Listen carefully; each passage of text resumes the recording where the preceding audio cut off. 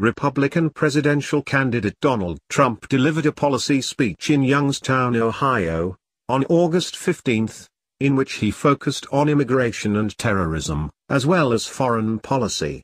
Trump prefaced his speech by saying, "Today we begin a conversation about how to make America safe again." Two headline-grabbing points that Trump made in his speech were his naming of radical Islamic terrorism as the most significant threat challenging the world, replacing fascism, Nazism, and communism for the dubious distinction, and his statement, "If I become president, the era of nation-building will be ended."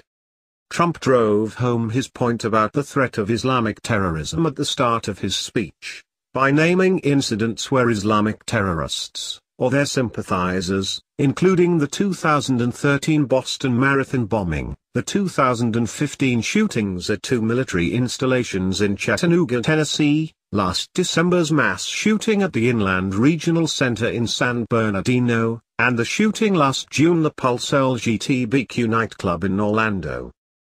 The candidate then went on to name similar incidents that have occurred across Europe, including the January 2015 attack at the French satirical newspaper Charlie Hebdo and another attack in Paris 2 days later in a Jewish deli.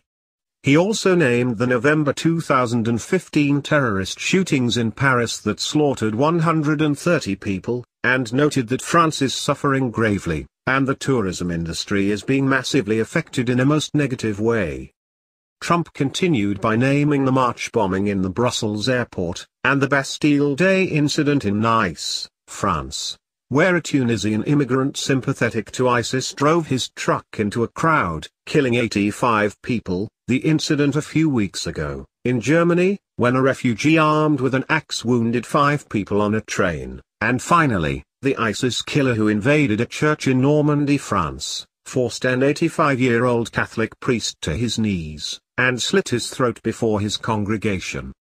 After summarizing the many incidents, both here and abroad, committed either by identified ISIS members or sympathizers or claimed by ISIS after the fact, Trump asserted, "The rise of ISIS is the direct result of policy decisions made by President Obama and Secretary Clinton." To prove his point, Trump asked his listeners to look back at the Middle East at the very beginning of 2009, before the Obama-Clinton administration took over, and listed the following observations. Libya was stable. Syria was under control. Egypt was ruled by a secular president and an ally of the United States. Iraq was experiencing a reduction in violence. The group that would become what we now call ISIS was close to being extinguished. Iran was being choked off by economic sanctions. Trump then asked his listeners to contrast the state of the Middle East and North Africa back in 2009 with conditions today. Libya is in ruins. Our ambassador and 3 other brave Americans are dead, and ISIS has gained a new base of operations. Syria is in the midst of a disastrous civil war. ISIS controls large portions of territory. A refugee crisis now threatens Europe and the United States. In Egypt, terrorists have gained a foothold in the Sinai Desert, near the Suez Canal, one of the most essential waterways in the world. Iraq is in chaos, and ISIS is on the loose. ISIS has spread across the Middle East, and into the West.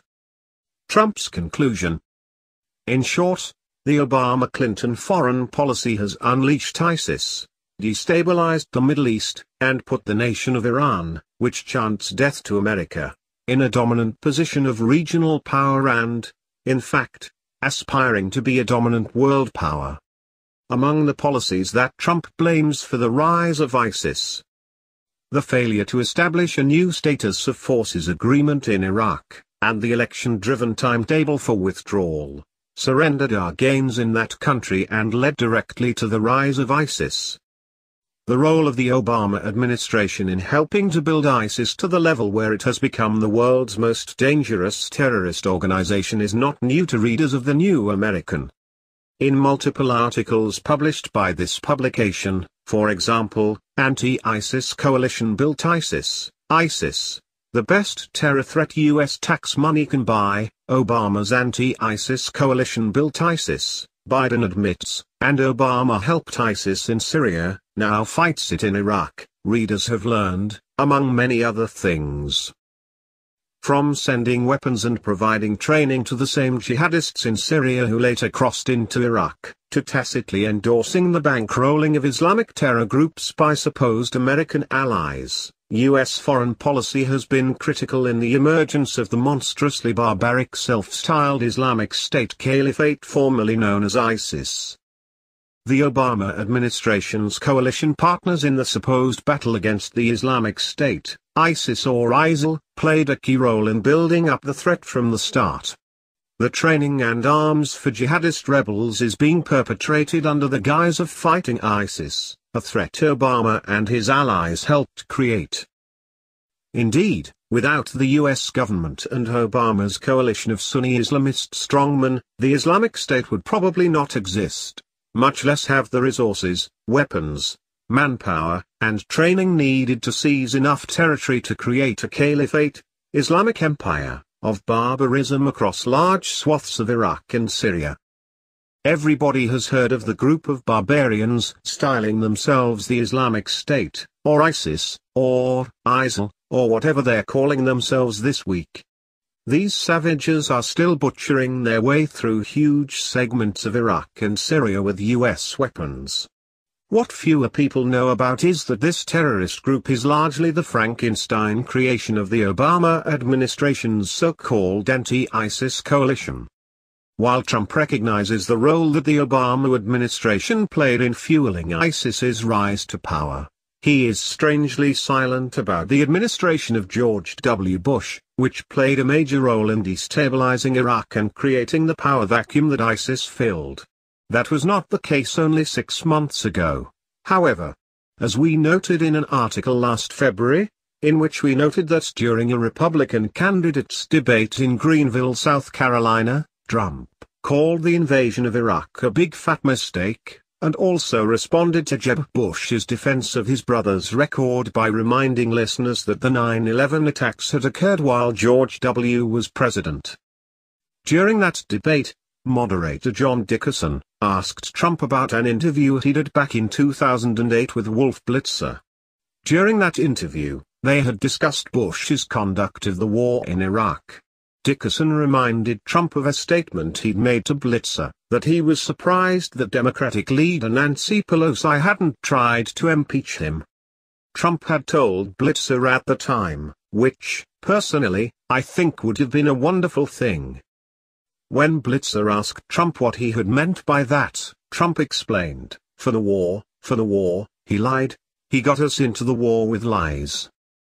When Dickerson asked Trump if he still believes that Bush should have been impeached, Trump backed off a bit but still cast blame on Bush. George Bush made a mistake. We can make mistakes. But that one was a beauty. We should have never been in Iraq. We have destabilized the Middle East. A discussion of the effects of our invasion of Iraq and the interventionist foreign policy that has continued ever since came up during the CNN Republican presidential town hall in Columbia, South Carolina, on February 18. During that town hall, the moderator, Anderson Cooper, introduced an attendee named Orrin Smith, who asked Trump if he still stood by a statement he made about 5 years ago asserting that Bush had lied to get us into war in Iraq, noting that the statement had stung him very deeply. Trump sidestepped the question somewhat and without saying that Bush had definitely lied, replied, "Let me tell you something. I'll tell you it very simply. It may have been the worst decision, going into Iraq may have been the worst decision anybody has made, any president has made in the history of this country. That's how bad it is, okay?" Summing up his recitation of the bad effects of our Iraqi invasion, Trump correctly noted, "The war in Iraq started the whole destabilization of the Middle East. It started ISIS. It started Libya. It started Syria. That was one of the worst decisions ever made by any government at any time.